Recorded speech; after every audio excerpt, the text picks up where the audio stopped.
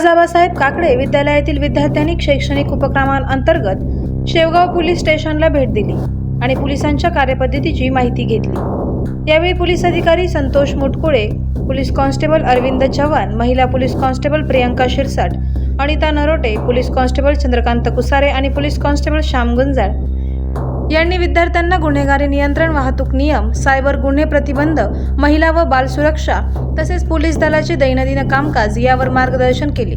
विद्यार्थ्यांनी उत्स्फूर्तपणे प्रश्न विचारून समाधानकारक उत्तरे मिळवली। यानंतर पोलीस निरीक्षक संतोष मुटकुळे व त्यांच्या सहकाऱ्यांचा विद्यालयांच्या वतीने सत्कार करण्यात आला।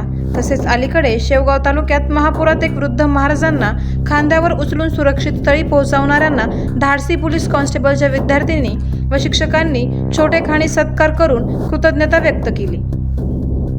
आवाज जनतेचा न्यूज प्रतिनिधी विजय मगर, शेवगाव।